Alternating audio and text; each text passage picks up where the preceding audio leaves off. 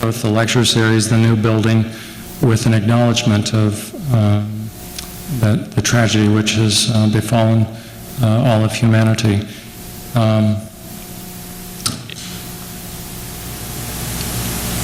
I do think that architecture has quite an amazing healing power, and it's our act of generosity and contribution to the world, and I think it's worth trying to carry on and make that contribution in whatever ways we can here at the school. My name is Perry Kulper. I am a faculty member here at SCI-Arc, and I'm sort of standing in for Neil Denari tonight, who's in Japan. And it's a great pleasure to be able to introduce both Stan and the lecture series and certainly our new home here at SCI-Arc. I've got a number of announcements that I've been asked to make and would like to make, and I'm going to try to do that quickly. If it goes too long, maybe Stan could come back tomorrow and deliver the lecture. So my propensity for length is going to be challenged here, and I'm going to try to be as brief and precise as I can. First of all, really welcome to the SCI-Arc family, of which now Stan is an official member. And I'd like to acknowledge a number of people here, and I'm going to use a few notes because I've got lots of names and some dates, and my memory is very small right now. The new building, sort of 29 years hence, it's a shared dream that Ray had when he started the school, and it's still in the process of becoming. But this is a pivotal moment in the development of the school. There's no question about that. There will never be another one like it, and I look forward to celebrating everything that goes into that acquisition of the building with you. We need to thank many in the SCI-Arc community. The board of directors, certainly Ray, Ian, and Barry were key players in the acquisition and sort of development of the building. A number of faculty members, kind of pre-schematic design team, Eric Kahn, Russell Thompson, Marianne Ray, Robert Mangurian, Gary Page, Neil Denari, and Tom Baresh. God rest his soul somewhere. I'm also going to, I'm sure, forget names and mispronounce them as I go through the litany of them here, but stick with me. We'd also want to acknowledge certainly the huge contribution of Gary Page and the Gary Page Studio, Sonny Bike and Susie Tashiro and Craig Stewart, Chris Seals, a number of people. It's worth, I think, taking a moment to acknowledge that. I'd ask for your applause, and maybe the acoustics actually do us well here to magnify the applause for all the people involved in our new home here at SCI-Arc.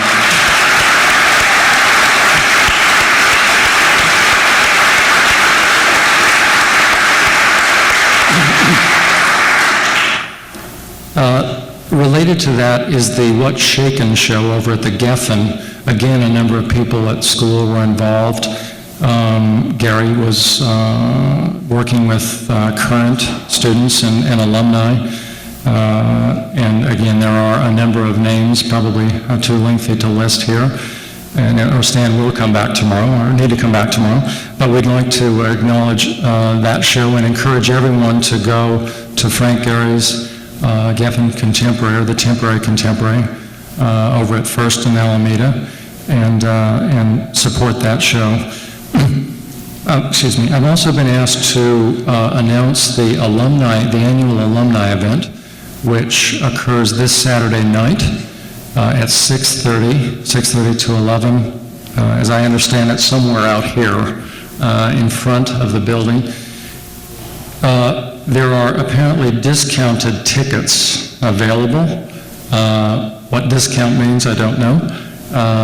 We probably need as much full ticket price takers as we can get, but if you're interested, you can talk with Susan Clay. I also think we're going to have to be a little bit wily about how we park in and around the school, because I understand as early as tomorrow morning there will be some constructions going on right outside in the parking lot here. So Thursday, Friday, and Saturday, you're going to have to be adaptive and figure out, where to park. So if you can carpool with people, or you've got remote parking and can ride a bike, any of those things would be helpful for the school. Thesis review, the first one is Saturday. In fact, all groups are going to present Saturday, this coming Saturday. And I'd encourage as many of you to participate in those as you can. This is the initial, the inaugural lecture and lecture series for the fall of 2001 and for the rest of the life of the building. Historically, the lectures have always been public. They will continue to be that, and they've always been free.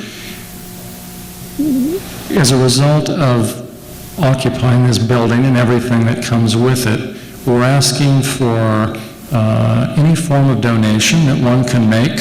I believe there's a table or a basket or something like that outside the door.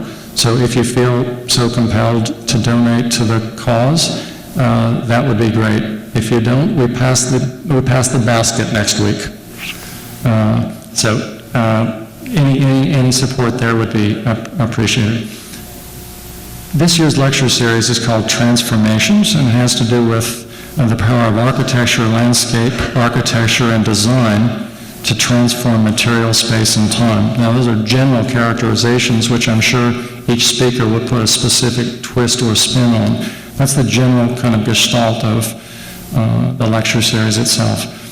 There are a group of undergrad students and grad students who are responsible, in combination with Sylvia Wallace and, of course, Margie Reeve, in terms of making this happen. And I'd like to acknowledge those people, and then I'll get on to Stan quickly. The students are Samantha Bouchard, Rachel Bruinsma, Jeremy Fletcher, Barbara Huang, Jerome Lepere, James Lauder, Colin Peoples, Greg Ramirez, and Simon Story. A round of applause would be terrific for those people who have worked very, very hard.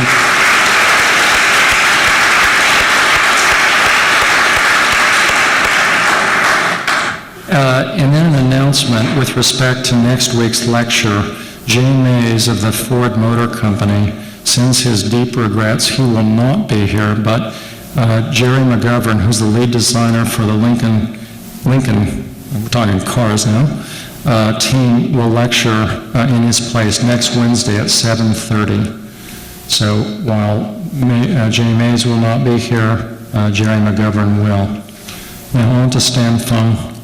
I'm going to give you some little bit sort of biographical information and then a couple of thoughts maybe about what he's up to and how he might contribute to the ongoing discourses here at SCI-Arc.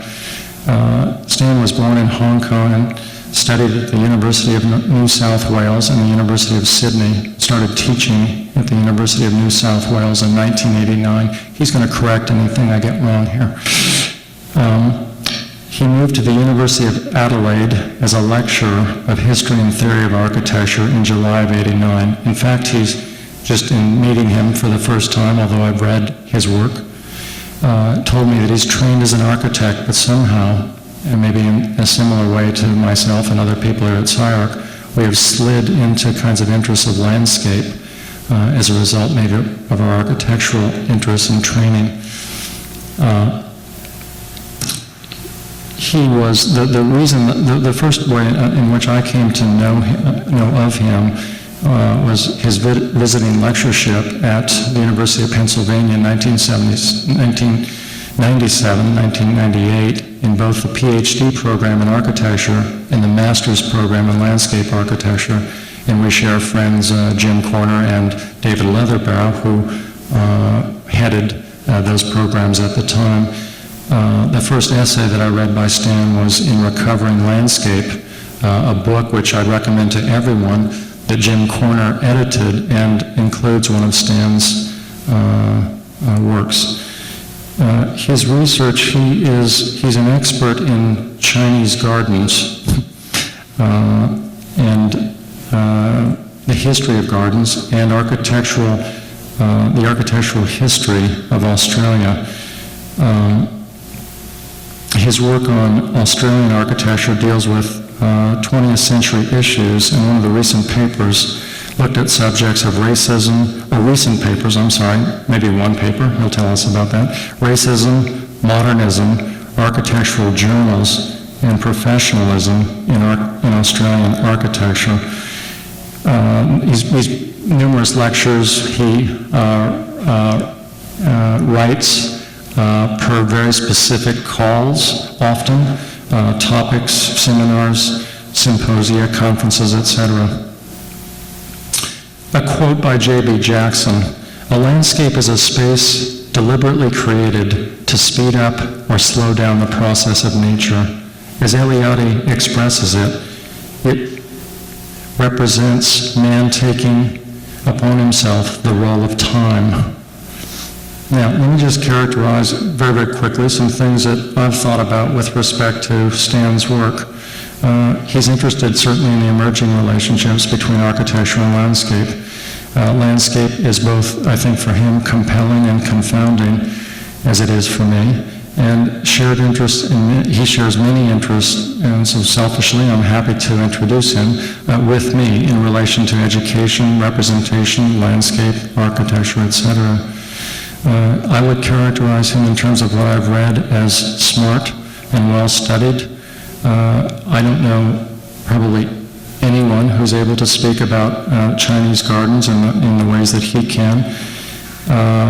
And I think he's able to, in his work, demonstrate how both things are familiar, but escape, let's say, Western conceptualization. So there's an interest, obviously his background, his ethnic background, his educational background, and his teaching background allows a kind of synthetic movement between, let's say, Eastern and Western tendencies. It can also be said that he's equally at home with traditional texts as he is with the most contemporary philosophical issues. He's wondering, I think, in different ways about how to write and think about gardens and architecture as a kind of scholar, thinker, and a poet. And again, I just repeat, I came to know him through our mutual friends, Jim Corner and David Leatherbarrow. And the first essay that I read by him was the one included in Jim's book called Mutuality and the Cultures of Landscape Architecture. When I read Mutuality, I said, he's a lifelong friend, no question. I think in general, and I'm not sure precisely about the shape of his talk tonight, but what I think he's interested in that essay is that the garden, the Chinese garden in particular, Chinese landscapes, should not be seen primarily as scenic or pictorial, but are much more strategic or tactical fields which allow different levels of cultural communication to coexist or somehow are shuttled or navigated back and forth. And lastly, I'll say that one of the key interests of Stan seems to be to do with the cross-cultural fertilizations which are possible through, I think, theorizing landscape and architecture. Without further ado, and we finished, I think, today, I'd like to have you welcome with me Stan Fung.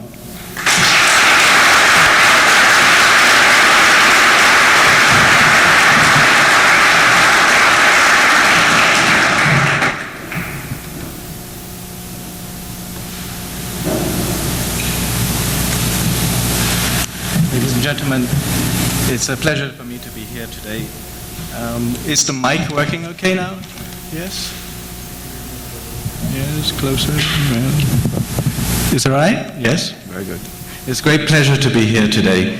I have to explain that I'm trying to go through a series of images with you today, which is not of the kind that I normally do in my line of work.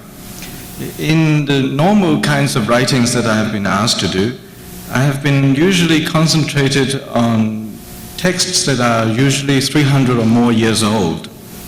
And in reading these texts, the approach that I have tried to do is more or less focused on close readings. That is to say, when we translate terms from Chinese into English, we think in detail about the issues of correspondence in languages and in shifts of linguistic structure, basically. This is a very technical way in which you tear texts apart. In what I'm proposing to do today, I would like to look at basically two books with you, and they've been both published in recent years. The first book that I'm studying with you today was published six years ago, and it was dealing only with one particular garden in a city 1 hour outside of Shanghai, which is called Suzhou. It is the city most famous for gardens. And in the second text, we have a book of aerial photographs published 3 months ago in Shanghai, and I've just bought it, and thanks to Yoram Lepere, we were able to scan some of the images for you today, and I will be showing them as a PowerPoint presentation later this evening. The overall framework for the thinking that I'm proposing is something like this. China is a very large topic, and it inspires general discussions, which is usually hazardous, and I've tried to avoid this by finding focus for looking at strange and quirky things. And the two books that I'm proposing to discuss tonight are the foci for the discussion. They are trashy books, normally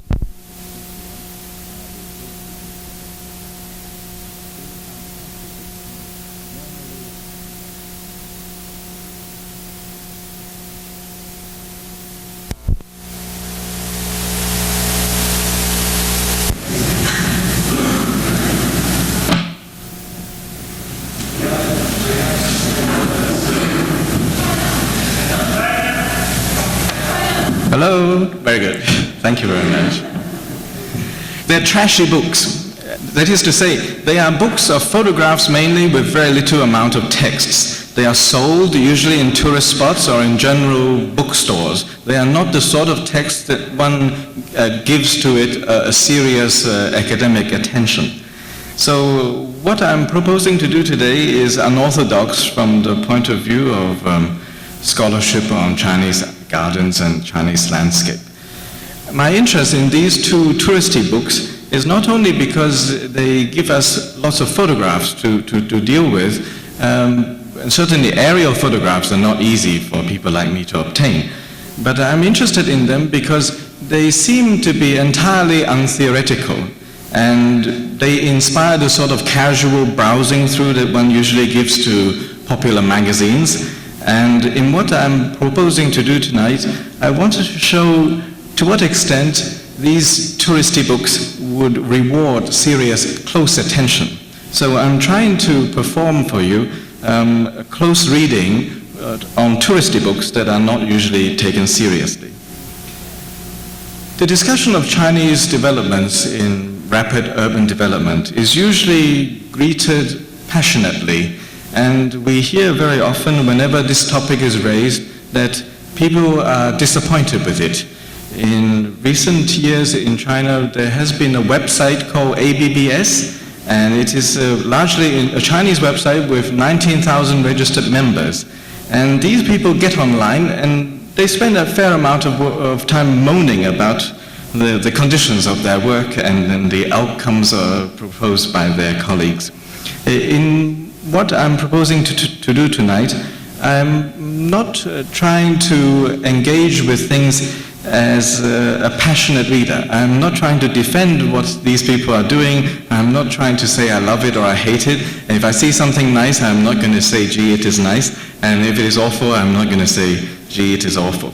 So what I'm interested in primarily are shifts of viewpoint, innocent-looking things that seem to be a little bit strange the minute you begin to think about it. And the books that I've chosen seem to encourage this a great deal. They are not given very much discursive framing, the texts are minimum, And in what I'm proposing to do, I want to show how it is possible to think about them as curious intersections of image and memory. I was told last night when I arrived here that SCI-Arc is not a great theory place, and that I should not assume in my audience a great command of contemporary theory. So I thought it convenient that I have chosen, in fact, 2 touristy books. But I should actually come clean about this. In the first half, when I discussed the book on one particular garden of Suzhou, published 1994, the subtext of the discussion is a 1970s essay by Roland Barthes called From Work to Text. It is a famous essay for discussions of textuality, which a lot of architectural theorists have actually taken on board many years ago, before I was a student, actually. So the text, well, this work by Roland Barthes basically argues that there are 2 forms of attention that we can give to written works. We can attend to them as if it was an integral work, or we can think about them as text. And in his thinking, you can do for every written piece these 2 forms of attention. And when I read this 1994 book about the Suzhou Garden, I began to think about them as a tension between work and text. That is, the book seems to be presenting this garden midway between work and text.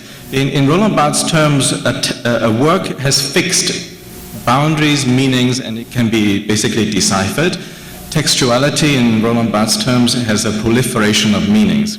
And in the discussion of this book, which I will begin now, we will basically attempt to show how there is a ramification of meanings in this book. And it goes in several parts. And the first part is basically giving you a certain amount of background about it. So I should turn on this light. Okay. The garden that we are discussing, which is the topic of this book, the whole book is devoted to this garden. It is called popularly the Garden of the Unsuccessful Politician. This is more properly translated the Garden of Artless Administration. And you can see in the choice of the names that there's something strange is going on. The garden was first measured in 1930s. And what I'm showing you is the 1930s measured plan of the garden. And it is labeled on the lower right-hand corner, Garden of the Artless Administration. This is not the garden that you can go to visit now. In Suzhou there is Garden of the Unsuccessful Politician, and you can go to it. This is this part that is shown on the measured drawing, and which is bearing the name of this garden in the 1930s, is basically the central part of the garden. Next to this, the book is giving us a separate drawing, and it shows a part to the west of the central part, and this part is labeled the supplementary garden. In the 1970s, a more comprehensive drawing is proposed. And you can see that in this one, the original central part is what is shown on the top right-hand side of the drawing, and this formerly called, so-called supplementary garden is now shown on the top left. The organizers of the book have decided to include the residential part south of the garden complex, and so now all of this is now called the Garden of the Unsuccessful Politician. What this shows to us is that for most of the 20th century, people have had great difficulty deciding the boundaries of the garden. Sometimes it is only the central part, sometimes it includes the central and the western part. Nowadays, when you go to Suzhou and you go to this garden, you're not allowed to go directly to the central part or to the western part. Nowadays, the Garden of the Unsuccessful Politician is a name that includes also a part that is to the east of what is shown on this drawing. So, in the last 500 years since this garden was first created, we have more or less 3 parts. This has not always been the case. For about 250 years, we have had a tripartite scheme, and the eastern part was for about 150 years a vegetable patch. In 1960s, the whole place was redeveloped, and then the name Unsuccessful Politician was given to all three parts. For about 150 years, in the last 500 years, the name was not used for this place at all, and it was revived only 250 years ago. For a while, it was called Restored Garden, and the idea seems to be that the garden fell into ruin, was restored to hark back to the original 16th century garden, which became famous because of the association with one of the most important painters of the 17th century. So we have a situation with a garden that has a great deal of checkered history. It is not possible to understand it as a fixed object because the boundaries are very vague. The name was not in use continuously for 500 years, but now we have in 1994 a book called Garden of the Unsuccessful Politician, presenting to you all three parts. So we have a name that is applied over what would probably be more correctly understood as a temporal field with a vague spatial boundary that seems to be changing from time to time. In one of the books published in 1980s, Richard Johnson proposed an analysis of this garden, and here he is really looking at the central and the western parts in terms of connections, walkways, and in terms of freestanding buildings. So in this drawing, he is showing you the buildings that form the foci of the garden. And in this drawing, he is showing you basically patterns of movement around. The three parts of the garden seems to be chopped and changed quite a lot, and sometimes the name refers not to all three parts. This gives the idea that spatial integrity is not an issue. So we begin to understand this much more in terms of field and focus. That is to say, there is a vague, pulsating, changing field, and at various times we have different foci, which can be rocks, could be buildings, could be galleries, could be spaces of transit, as well as stationary parts that you can stay in. So the understanding of the garden is not in terms of a unity where you have parts adding up to a whole that has to be defended in terms of an integral artwork. You have a field that changes. And it doesn't matter that the name disappeared, it doesn't matter if the whole thing fell into ruin, you can basically resuscitate the thing.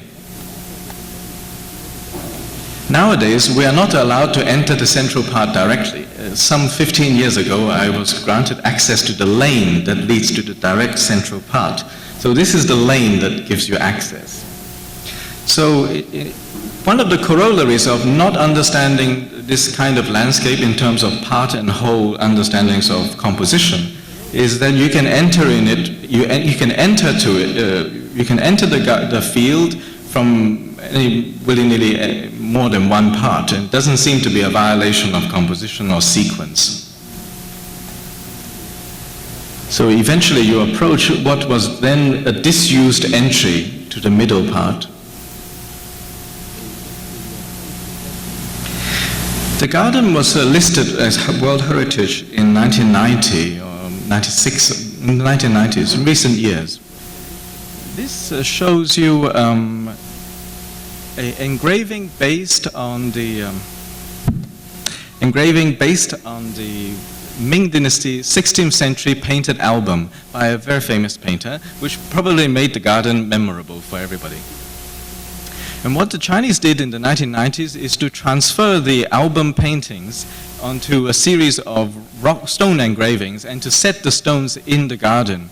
In other words, the garden is not an integral work of art because people can add to it cultural relics or, in fact, new bits of things to different parts of the thing.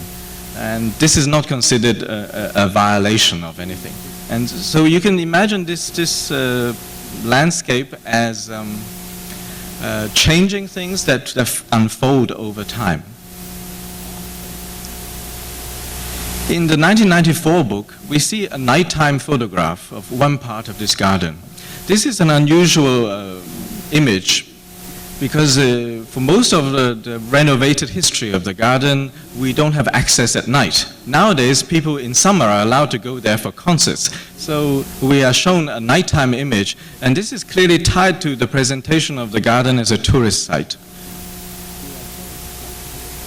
One of the other unusual things about the book is that it presents to you seasonal and climatic changes in landscape. In most Chinese books on gardens, this is not the case. People present to you for the last 30 years usually spatial configurations. And the attempt now to present misty scenes, scenes in spring, these are labeled specifically for you so that this gives a sense of duration and temporal unfolding. Another attempt at this would be to show on double-page spreads essentially the same view of a building. So this is repeated for you immediately in a wintry scene. And then in one more kind of explication, we see in the caption given to it an explication of the name of the pavilion. In this pavilion, the name is "With whom shall I sit?" It refers to a Song dynasty poem, and the poem says, "With whom shall I sit? The bright moonlight, the pure wind and I." In other words, the daytime photograph, through the allusion of the name of the pavilion and this allusion to the poem, refers you to a nighttime scene. This is one of the subversions of visuality that you see operating sometimes, where you're shown one thing and you are led by association to think about something else. In a similar example, we see a light set up quite intentionally in the middle of this building, which is normally called a barge. It doesn't go anywhere. It floats, doesn't even float. But it's set next to a body of water. It has this pretension of movement while it is occupying a stationary spot. The light that is in the middle of the building is mentioned now in the caption. The caption talks about playing chess under the light of a lamp, and it talks about the sound of chess pieces knocking against a table.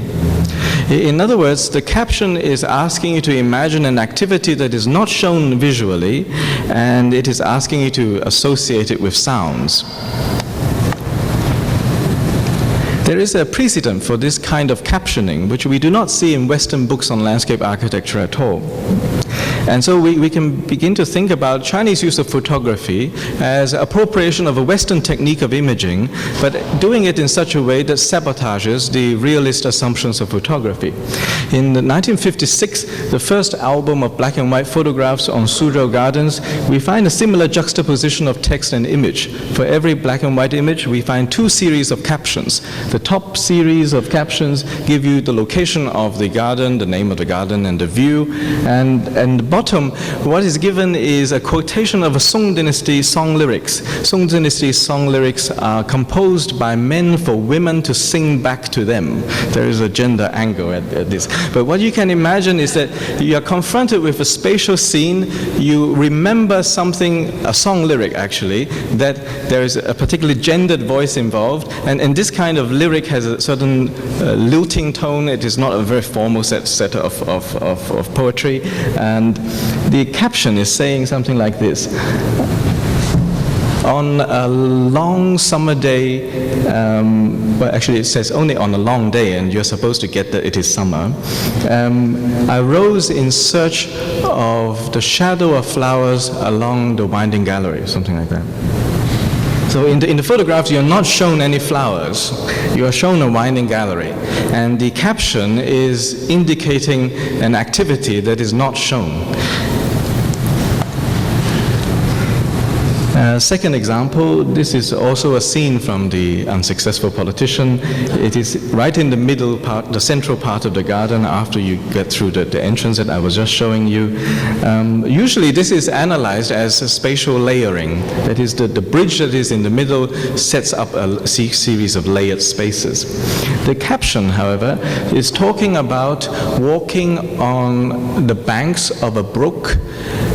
The clouds, the hanging clouds in the sky are reflected in the water as you walk along the shore, and you feel as though you are walking among the clouds. So the vantage point of the camera sets up a position for you, but we are asked to imaginatively depart from the vantage point of the camera. We are not even asked to walk on the bridge. We are asked to think about walking along a shore and remembering someone writing a poem about that, and we are now analogizing with the bridge in front of us, imagining that we are walking on it and we are walking among the clouds.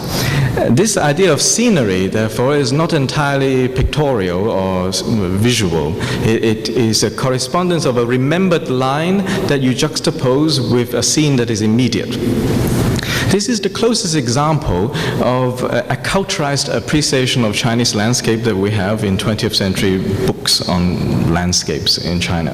That is to say, there is no principle for memory to work in these environments, but a book like this, through 100 or 200 juxtapositions of one-liners with images, each time asks you to think of other things that is not simply given to you imagistically, and you are asked to supplement something.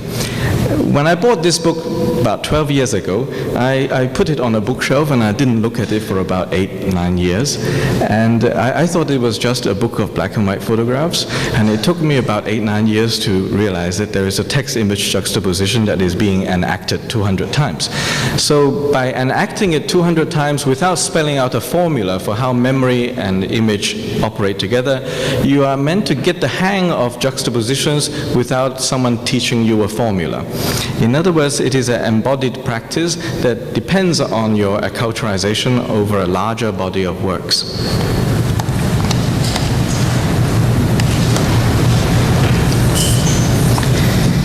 Elsewhere in the 1994 book, we find images like this that seems to be clearly presenting to us framed views. The immediate context for this is a 17th century text called Idle Expressions, or Casual Expressions of Idle Feelings, 1671. And this is the rather well-known discussion of fan-shaped windows. And the boat that you see in the foreground with a fan-shaped window and someone sitting inside is the fan-shaped window being discussed. Folding fans were imported from Japan to China in the 16th century. Landscapes were painted on these fans, and as you hold these fans, you fan yourself, so the landscape is moving, okay? So here we are in the boat, and we are asked to see the natural landscape outside as if it was a painted folding fan. So there is an intermediate relationship between painting and landscape composition and landscape appreciation that is at work here. And the idea of movement is integral to this. I stumbled on this example because I was asked to think about motion for one conference. So this is clearly an example where motion and the experience of landscape is interwoven, and what is mediating the whole setup seems to be painterly codes. In the 16th century, there were books written in Chinese teaching people how to look at paintings. Among other things, it makes very clear that the appreciation of paintings is a social act. So who you are and who you know is very much related to what paintings you're allowed to see. This is partly because, unlike in European situations, Chinese paintings are not on permanent exhibits in domestic interiors. There are scrolls, there are folding fans, so depending on who you are and what season you are visiting someone, certain things will be shown to you. So in winter, pine trees, paintings of pine trees may be shown to you. In summer, they would not. They are not seasonal. So peonies may be shown to you in spring. So these are seasonal showings of paintings.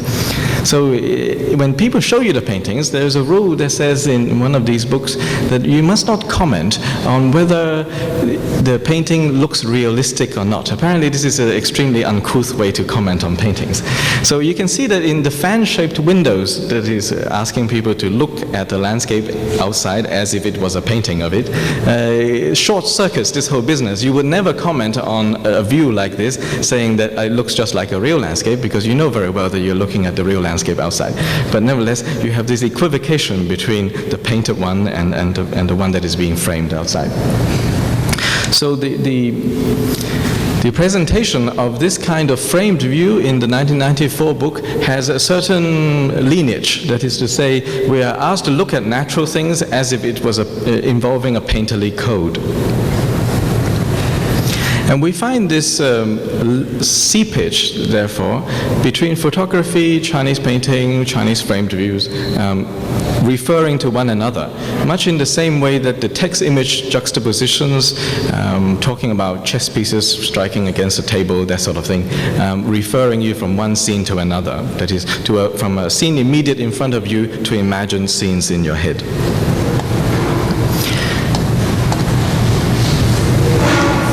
In other parts of the 1994 book, we find much more straightforward but somewhat strange things. This is one part of the garden, and the caption at the bottom tells you that the famous painter whose albums have been set onto the walls and carved in stone recently, he painted here, it says. So you know full well that it is a 500-year-old place where no buildings survived, and this is constantly built and rebuilt. In one part it was a vegetable patch for 150 years, and then the book comes and tells you what is basically a legend that it could not be verified. But the function of doing this is to tie a memory to a location. Whether this is true or not doesn't seem to be bothering anybody. This is a more straightforward caption too. It basically is telling you that there's a piece of calligraphy and it's telling you who's writing it, who has written it. Then there are also strange images in the book that doesn't seem to be showing you objects in the garden or scenes in the garden. This is a photograph that is entirely of a reflection in water. In other words, this is very close to Roland Barthes' discussion of the tension between work and text. This is the text end of the spectrum, where things are just proliferating. So you're treating the garden as a machine for generating other nice imagery. So that the nice photograph that you can take in this garden as a tourist is now presented to you as well. So here we are leaving behind, we are at the opposite end of the documentary impulse of photography. Here the photography is given free play.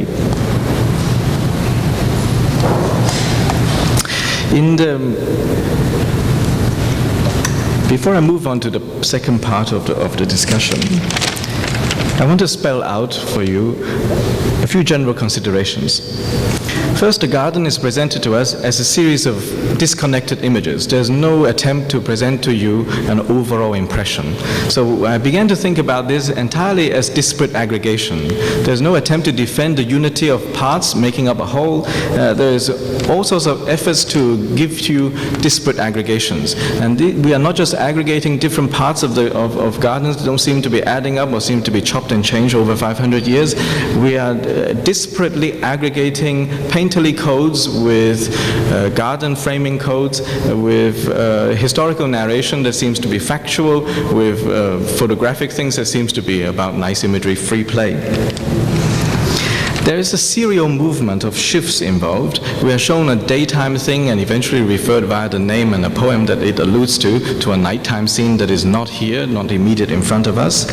There are overlapping of things. The book shows you a garden that is named Unsuccessful Politician or Artless Administration, and one part of the garden is called, let's say, Surging Waves, which is actually the name of another garden in the same city. And so what we find is that the names and the meaning seems to be overlapping between places, so we are unable to understand this garden as a self-contained whole. There are two aspects of the text that seems to be what Roland Barthes would call traversal. That is to say, one thing seems to be always in transit, and there are two aspects to this. The first part arises out of the elusive names. When the place was created in the 16th century, the name Unsuccessful Politician is already alluding to a piece of classical literature that everyone had memorized. It is a rhapsody on living in leisure. And in it, it talks about making a garden as the unsuccessful politician's way of doing administration. And then later on, in the subsequent changes of names and the in the resumption of the name, we find a series of referrals. You're always referred to other places. And the book that is published in 1994 continues this series of traversal. It is alluding to other things. It is referred to frame views, which no traditional document has spoken of in terms of this garden. So it seems to be continuing its own merry invention. The second aspect of traversal in this case, arises out of the relationship between the name and the spatial extent of the garden. Because the site boundaries are so vague over 500 years, the name seems to be traversing different segments of actual site over the 500 years, which we cannot actually fix and map for everyone.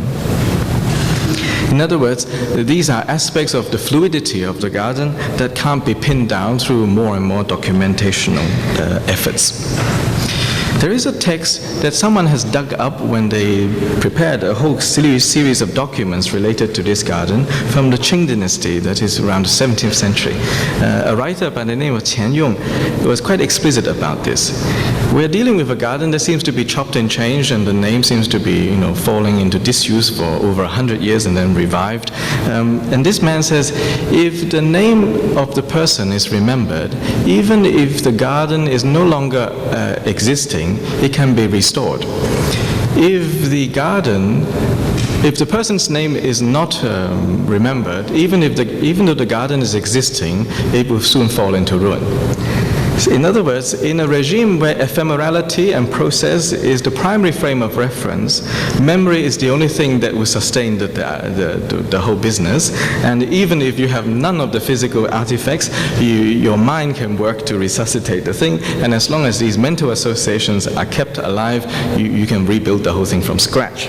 And this seems to be more or less the attitude towards the built object or garden as a physical existence. In the second part of the presentation, I'm going to show you the aerial photographs. And I should explain the aerial photographs in this way. Aerial photographs are not traditional to China. That is to say, it is an invented mode. And when I bought this book a few weeks ago, I was quite unclear what could be made of it. You may remember that Michel de Certeau wrote a quite a well-known book called The Practice of Everyday Life. And in it, he compared a high vantage point high up in New York that is stationary, looking over at Manhattan, and he called this basically the thinking of the planners. It is an abstracted and angelic point of view that is stationary. He contrasted this to the everyday life of pedestrians who made little, journeys at street level, cutting up they jaywalk and they are totally sabotaging the rationality of the planners.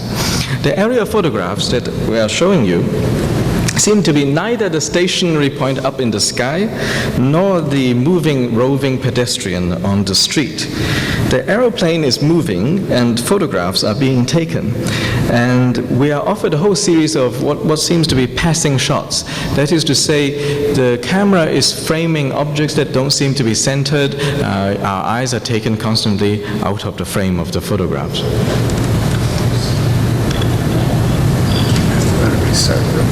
Okay.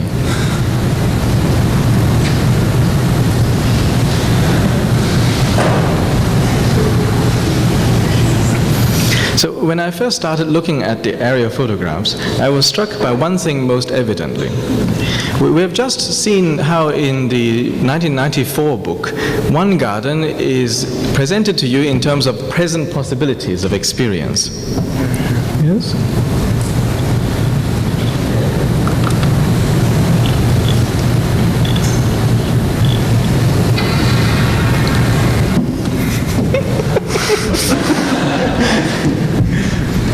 Restart this again. While the computer restarts automatically,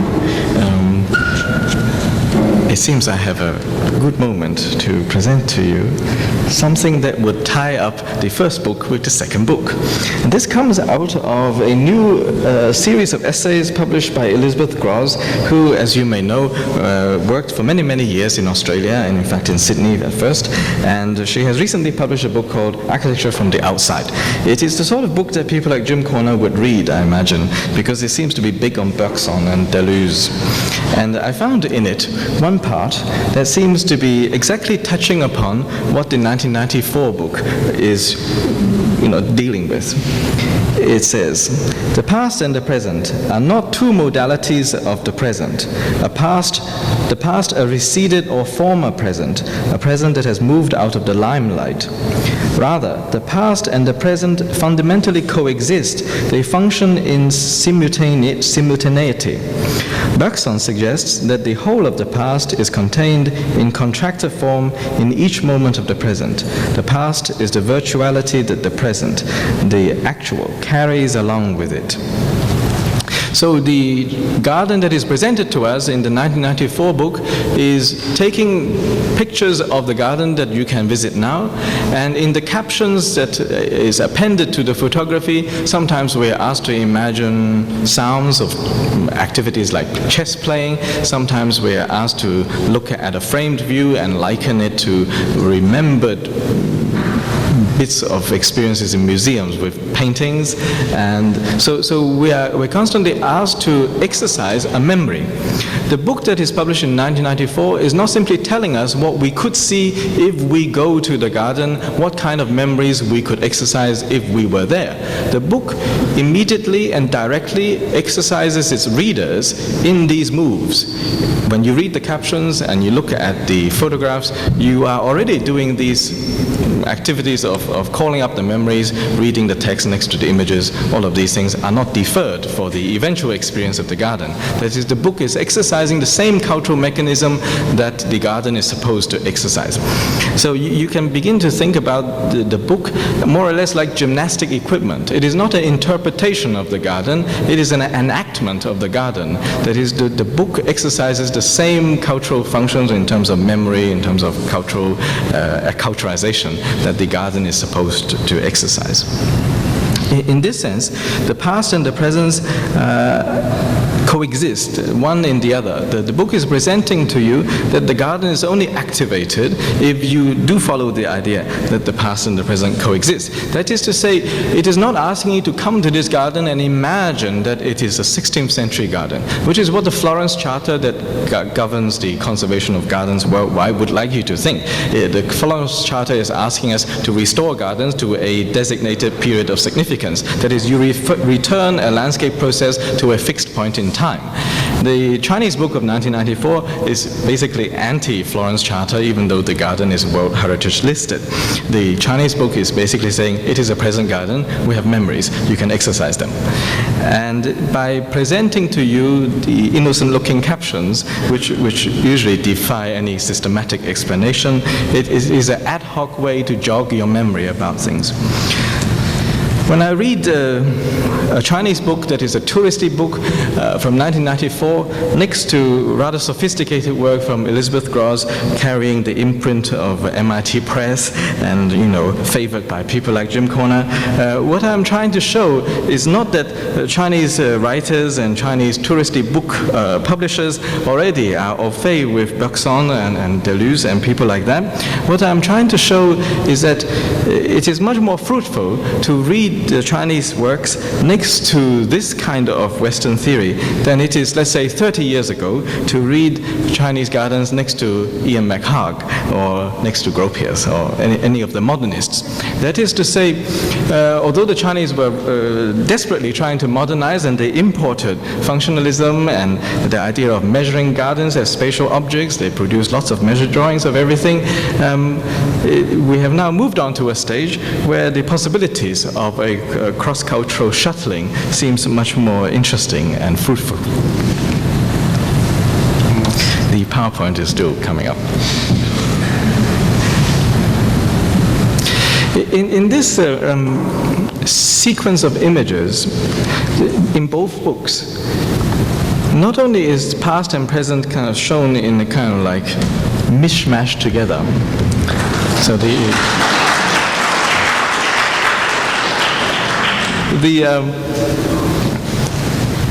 past and the present are not presented as if they were antithetical. And this is what I think East Coast American theorists like Jim Conner sometimes want to disbelieve. That is to say, they want to fight more conventional historians of gardens like John Dixon Hunt. For Jim Conner and the younger generation, garden is a dirty word. Landscape is the good word. And for people like John Dixon Hunt, gardens is the most concentrated form of landscape architecture, and therefore paradigmatic. So between these two camps, it's almost impossible to find a middle point. But what we see in both Chinese books, the one that I've just spoken about and the one that I'm about to begin to deal with, we do not find a presentation that says the past and the present are antithetical. In fact, what we find is that people are bending over backwards to insist that they are not, even though from certain points of view they are very different. The first image I'm taking out of the aerial photographs book, published 3 months ago, is an urban redevelopment of a pedestrian mall. The name is Guanqianjie. Guanqian is basically referring to the temple complex, that is the axial arrangement.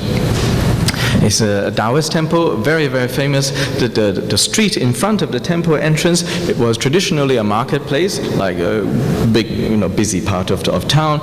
So this is a old street. What is unusual about Suzhou is that for about 1,000 years, we know that the street pattern has more or less remained the same. But the buildings have been constantly built and rebuilt, so that there's practically nothing you can see that is of great antiquity in terms of the built fabric. But certain patterns are sustained. In this case, the street is turned now into a pedestrian mall. The scale of the buildings have increased.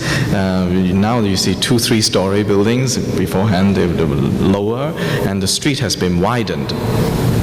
The widening of streets meant that buildings on both sides were severely changed and lots of new things have been added. You find in this part of Suzhou an attempt to conform to traditional patterns by having whitewashed walls and gray tiles, and temple buildings have yellow walls.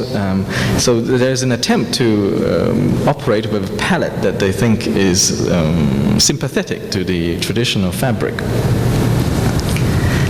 This is the only scene in the entire book that seems to depict urban life. In almost all the other images we can see this is not the case. The second point about this book is that although Suzhou is a fixed city, the book's boundary seems to be drawn in a very vague way. This is parallel to the first book that we were discussing, where the boundaries of the garden seems to be very vague. In this instance, the recent book of aerial photographs seems to have gone out of its way to enlarge the boundaries of the city. We are not only given the traditional city of Suzhou with the traditional plan that has been more or less intact for 1,000 years, we are given surrounding areas as well. And this includes a technology park that the Chinese have built with Singaporean money, and also a business district that is to one side of the traditional city. So the traditional city is basically flanked on both sides, east-west, with new additions. And all of this is included with the same loving photographic gaze that is given to the traditional bits. So this is the Lake Tai, which is famous for being the source of the Thai rocks that are set up in gardens. And the idea is that the water acts on the limestone and it creates these strange shapes, which are then dug out of the lake and then set up in gardens. The pagoda that is shown here belongs to the so-called Northern Temple. And we know that this pagoda had more or less been, we can find records referring to this for 1,000 years. The building that you see is less than 200, well, I think less than 150 years old. Repeatedly, things were burnt down and rebuilt, and this pagoda is the same. What is unusual about this pagoda is the treatment that is given to it in the book. The book says, the book has an introduction that waxes lyrical and is a bit delirious. And it invites us to imagine that we are climbing up this pagoda, and as we climb up this pagoda, the book says we can still catch a glimpse of the ancient resonances and contemporary ethos of the city. It unfolds before our eyes, and we think back. So when you climb up the pagoda, and this is a very traditional move in poetry, you climb up some high place and you look afar, you immediately you cast your mind to the past, you think of history. And this has a similar correspondence in medieval Europe as well, climbing up and thinking back, that goes hand in hand. And in this case, the book is presenting to you an image that seems to be very much about inserting new buildings in an old city framework, and at the same time it talks about height in traditional terms, thinking back. So it is not a book telling you about how new infrastructure is being inserted, and later on we will be seeing the new infrastructure. But it is constantly saying that the old is not displaced by the new, that memory is sustained, we climb up a high place just as people did in the past, and we think of the past. This is an aerial photograph of the garden of the unsuccessful politician. And one of the things that is interesting about aerial photographs that is set in the book like this is that the aeroplane has been forced to fly sometimes close to the ground and sometimes much further up. And certain things become legible at certain distances. And for traditional gardens, it seems the plane had to go quite close. And even so, the format of the medium that is being used to show us something seems to be resisted by the things that are being shown. So in this case, we don't seem to be able to get very much information out of these aerial photographs of the traditional buildings. So this is another traditional garden that is slightly outside the traditional, the old city, and we see roughly a layout. We cannot even begin to imagine the scenes. So in this respect, the 1994 book about the garden of the unsuccessful politician seems to be much more engaging and informative about the kinds of cultural experiences that are available in landscapes like this. This is the Grand Canal. The Grand Canal is right next to the old city. And traditionally, the Grand Canal is an artificial canal speeding up commerce and cultural exchanges between north and south parts of China. What is curious about this photograph is that it is not only showing us that, oh yes, the canal is just right there, but it is analogizing the canal with the highway. And it is asking us to see that just as in the past the Grand Canal has been constructed to facilitate exchanges between north and south, now we have a highway linking up Shanghai and Nanjing, 5 hours drive, 4 hours drive away. Actually, the amount of time it takes to go from Shanghai to Nanjing is decreasing because of highways like this. This is the first-class highway system that the Chinese have built using town planning expertise from Cambridge, England, I think. They proposed a whole series of ring roads, and then they started building these things. So it is crucial infrastructure to the modernization of this part of China, and plays a useful part in the commercial success of a lot of businesses.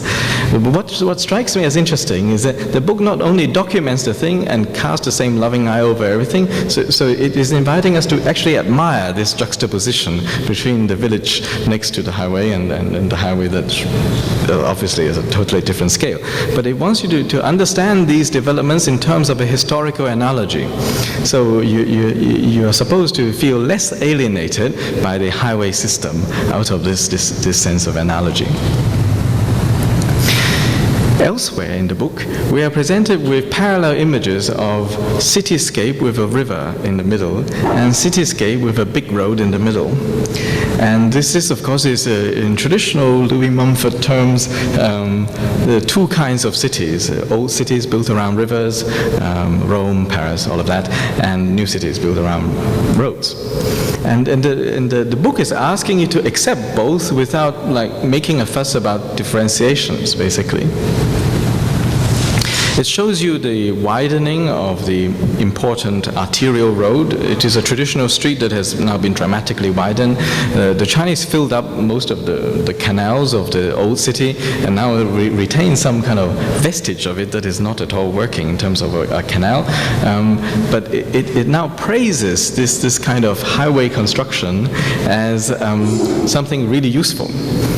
And so we're asked to think about these highway in two ways. First, it says we can see that the distance between Suzhou and the world is being reduced by the highway system.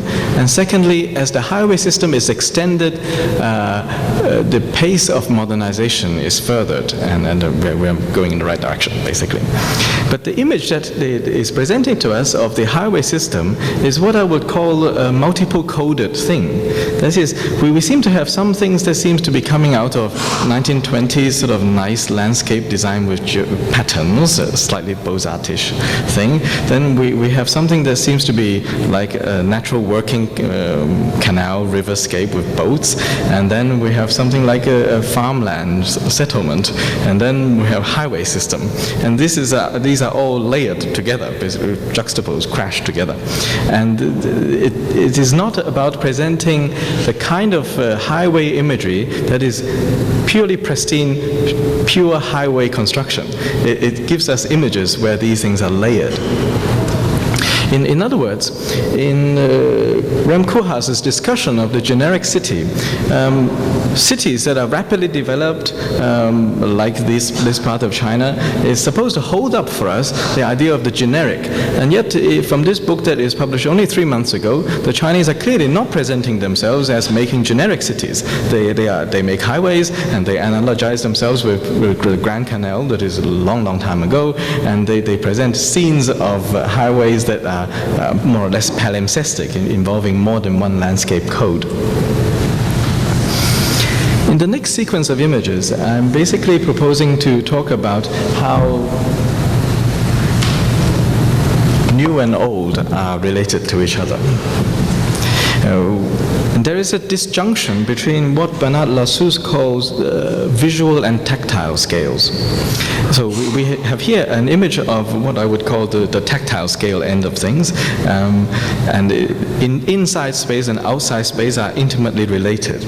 And what is interesting is that when the new building is inserted now, is a two-story thing is inserted in this fabric, it no longer participates so directly in the traditional courtyard system, but nevertheless it is trying to kind of like be there and be part of the game.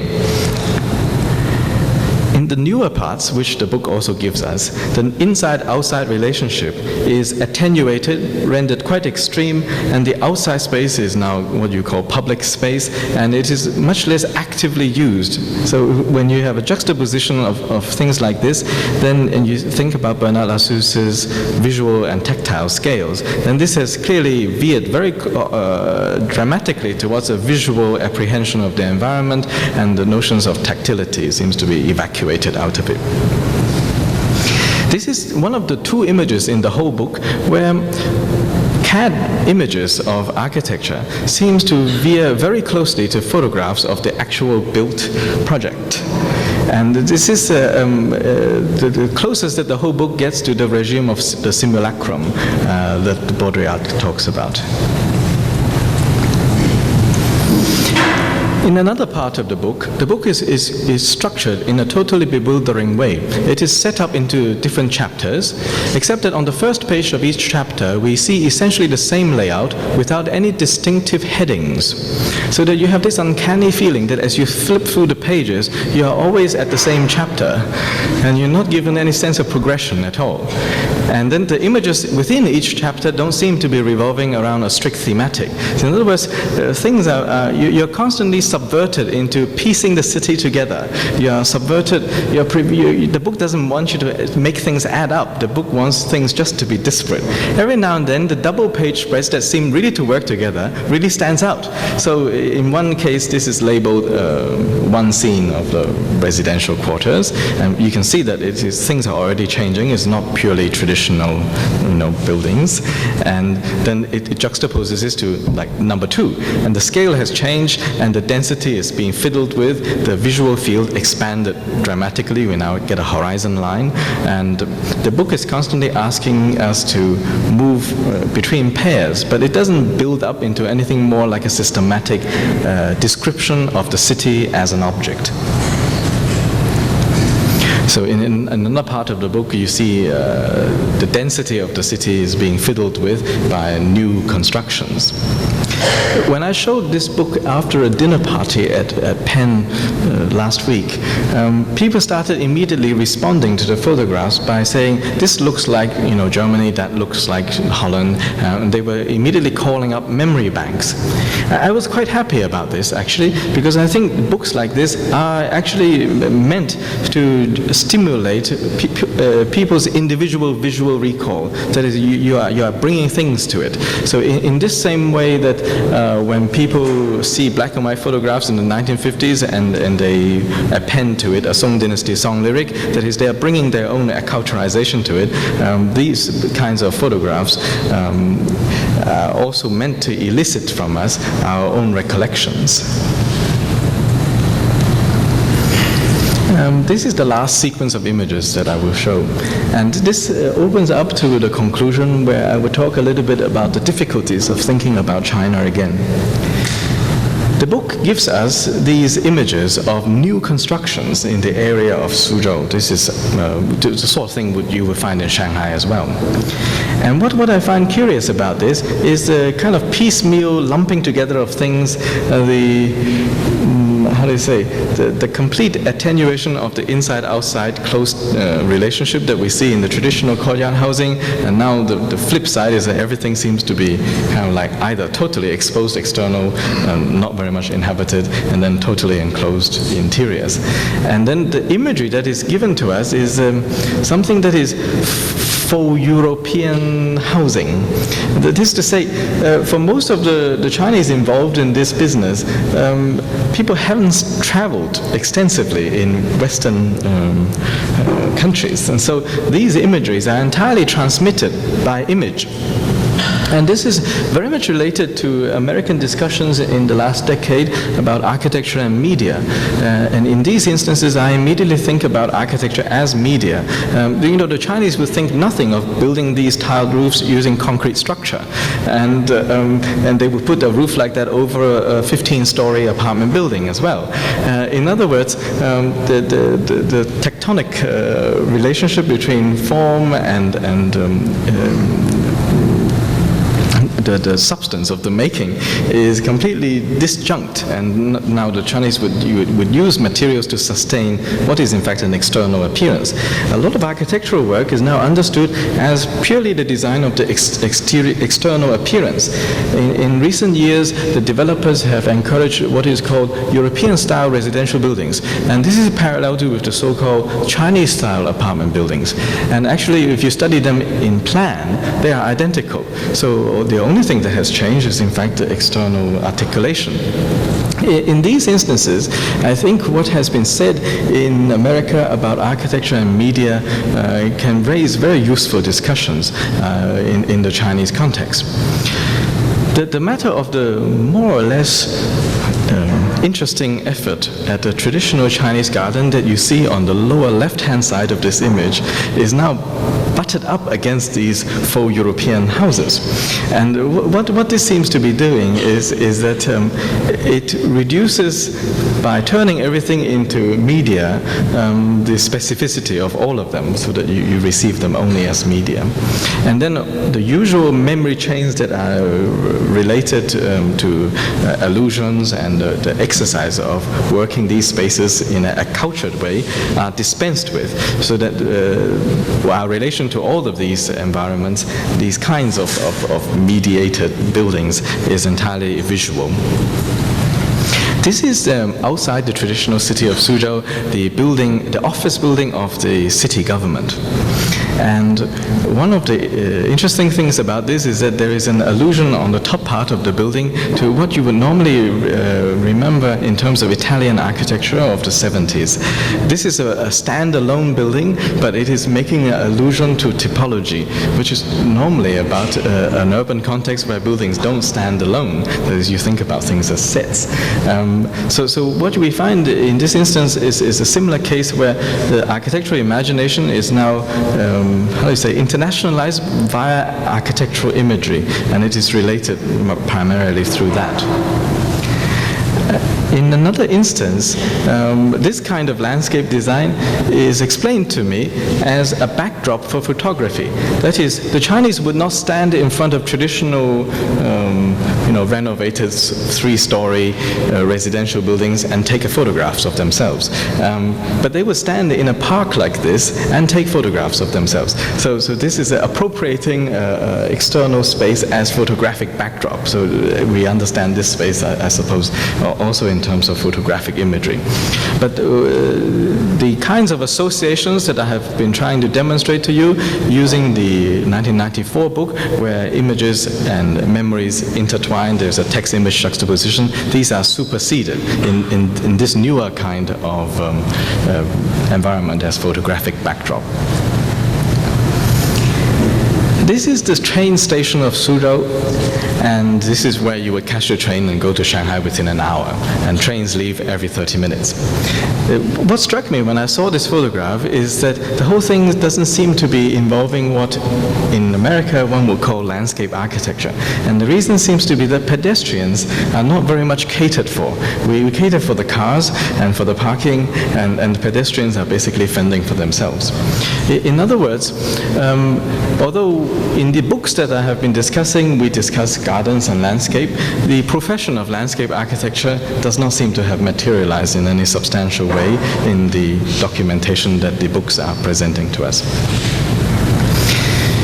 This is the Sheraton Hotel outside the traditional city, and this is trying to give us the memory of the wall, except that it is building us a fragment of the wall. You drive up the ramparts and eventually you get to the lobby, which is marked by the octagonal roofed pavilion in the middle of the whole scheme. At the back you see a lake, and on the lake gigantic fish, red in color, seems to be hovering above the water. This is what you would call architecture as sign, except that it is not like Venturi, where architecture is surface, 2D is the significating surface. We see 3D elements arranged and aggregated in space in a strange logic. The car park, for instance, is entered via the side of the so-called city wall. And so what you find is a manipulation of codes. And this is usually taken up by a verbal function in the 1994 book and in the more traditional things that I have discussed today. In other words, the signification that usually crosses a line between text and image is now taken up by visual forms. This is the final example. The labeling for this image says it is the Imperial Garden. Now, when I saw this, I was quite puzzled because there's nothing about this image that tells us about Imperial China or about the palaces or about the gardens of the emperors. But the name is now applied to it, and it is now a Chinese name applied to what is in fact taken over imported imagery, turned into a building of sorts. And this is aggregated in a way probably sold for upper middle class buyers. It's not cheap architecture. So it becomes a form of building and naming in which the traditional associations are rendered quite arbitrary, and it is the sort of development which I think is problematic in all of the presentation, in all the aerial photographs that we have discussed. So, this last sequence of images, we see several things unraveling. The relationship between names and environments, the understanding of architecture in terms of a de-rempted inside-outside, the kind of shunting aside of the exercise of cultural memory in the reception of these spaces. Okay. The conclusion will be presented in terms of 3 points.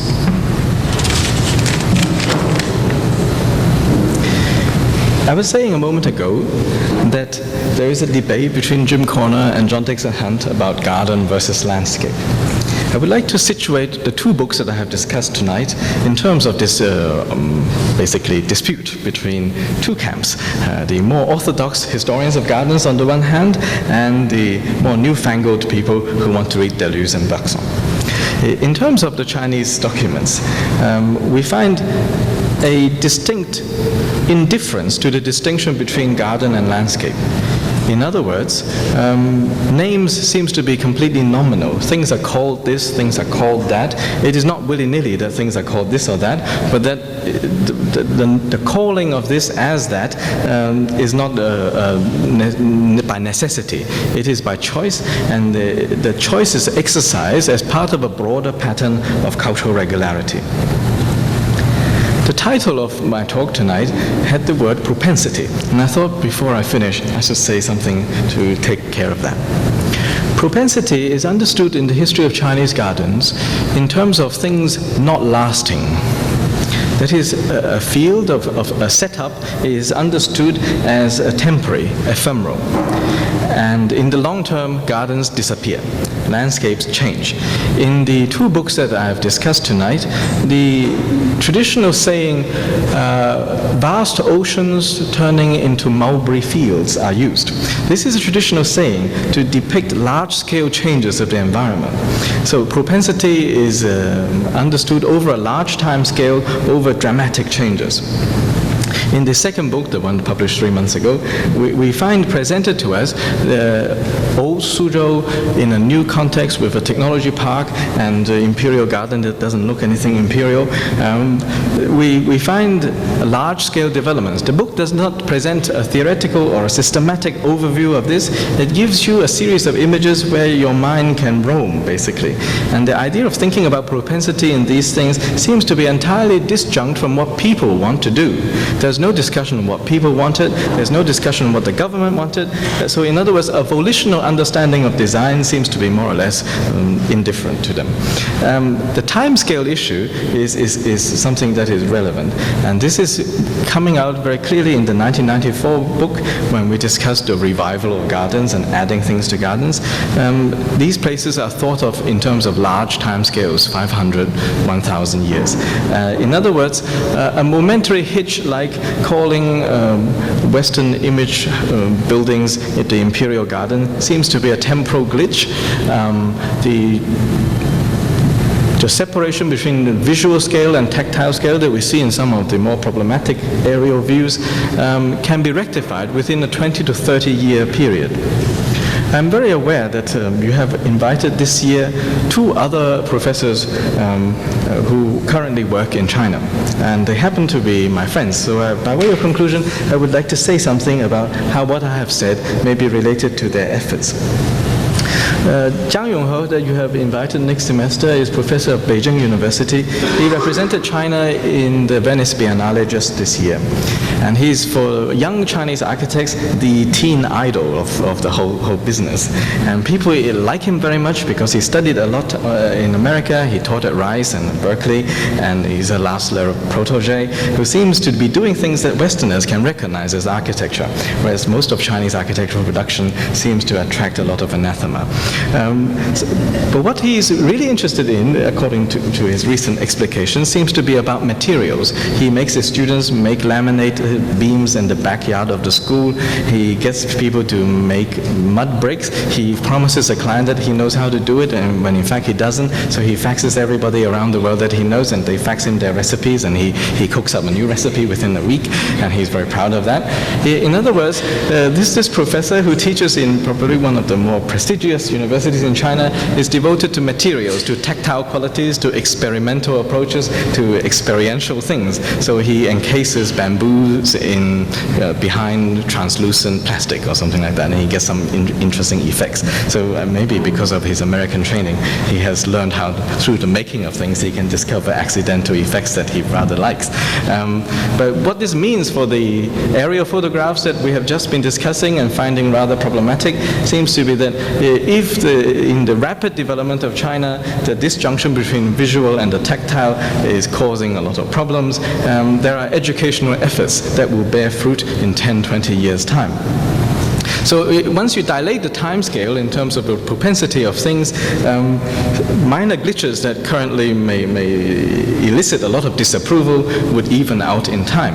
So what the approach that I would urge upon you in terms of thinking about China is not so much a snap judgment about what is done in terms of whether it's nice or awful, but in terms of how a better state of affairs can be realized in a hurry for a huge number of people with only only per capita, relatively speaking, 1/6 the number of professional architects in America.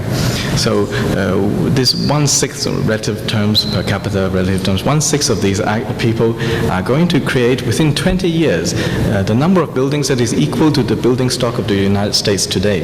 So you can imagine that people are building a huge amount, and things are getting out of kilter because of scarce access to overseas experiences and understandings. And images are creating this pull between the visual and the tactile in the understanding of the built environment. So if we understand a problem, doesn't mean that we can simply judge it right now. We immediately zoom out in terms of a time scale and see what measures can be implemented. The other professor that you have invited, Zhang Lianggao, is one of the older professors. He's probably 76 years old this year, so he's of a different generation to Zhang Yonghe and I. And what he has been able to do after a lifetime of building in all sorts of regimes is to start writing in very general terms about Chinese culture. And he has recently been involved with the study of wooden buildings in remote areas. And one of the interesting things about wooden buildings in remote areas of China is that they are the ones that we can still spend time trying to save, because most things in northeastern China have basically been changed because of building booms. In southwest China, where Professor Zhang Lianggao comes from, there are still old things that he can value. And what we can learn from it, among other things, is also this appreciation of the interwoven nature of the visual and the tactile. So the two speakers that will follow me in the next semester are offering you perspectives, one which is broader than the other, and the Beijing professor is probably much more practical, hands-on about his own design, and the older one is probably much more large-scale in terms of cultural observations. What my own work has attempted to give you tonight are two relatively small case studies. They show you books that seemed innocent and photographic in terms of scenic appreciation, and I've tried to find for you vantage points that highlighted the rather quirky aspects of it. In other words, in the last century, China has appropriated most Western techniques of architectural imaging. But this process of westernization is not complete, which is to say, whenever we see something that looks westernized, we need not jump to the conclusion that it is, because it is westernized, that it is Western. In other words, in westernized things, we can salvage, through the quirky aspects of it, an appreciation of the cultural differences that have been activated. Thank you very much.